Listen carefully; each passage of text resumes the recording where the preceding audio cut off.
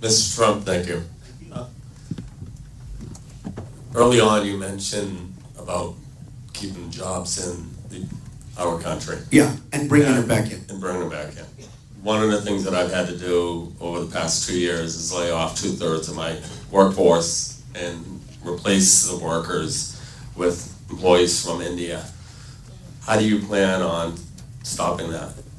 Well, you do have a problem with that, and when you can't get, I mean, you have the visa situation, you know, we have a visa situation where you can bring in, and there are some areas like in California with the grape pickers, where they say that you really have to do that, and I'm totally open to that, where you'll bring them in seasonally and they'll come in legally. But look, the main thing is, they have to come in legally. If they don't come in legally, we don't have a country. If people can walk across the border, and just walk across like they're doing now, we don't have a country. And are you able to get American people to do the job?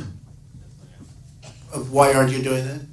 Well, to do the job. So No, we're you're saying you laid off people, so and now you have people from India. So we're laying off American workers, and then I'm having to hire them over in India. So we built our center. You mean you're hiring people in India? So we've Wow. we've Oh, you're absolutely- built our center of It's too bad, excellence in India, and we're And why did you do that? Why did you do that? Why did you do that? So in low cost. Because of low cost, yeah. But you know, one of the reasons you can do that is because of the devaluations and monetary manipulation. And our country doesn't know, I don't think if you told Barack Obama about monetary manipulation and the various manipulations of different currencies, I don't think he has a clue as to what's happening, okay? The reason that works, you know, is the devaluations.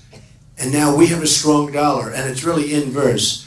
A strong dollar means we're not going to do any business, basically. I mean, it sounds good. You know, it's funny. The word strong dollar sounds great. Oh, we have a strong... That's the good news. The bad news is we're not going to export anything. You look at Caterpillar tractor. It's getting killed, largely because of the strong dollar. And you look at Komatsu, which is a competitor of Caterpillar. They are in Japan. They're doing phenomenal because the weak yen, they've, you know, devalued the yen.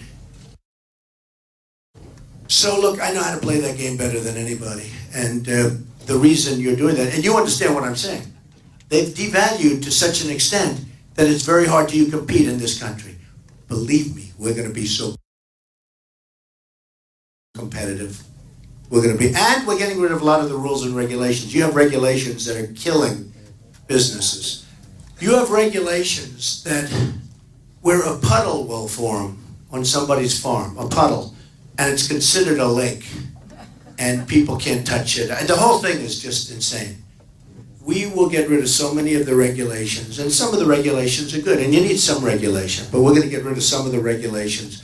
We're going to bring our business roaring back. And one of the big things I've done, as you know, is I have a massive tax cut. We're the highest taxed nation in the world, by far.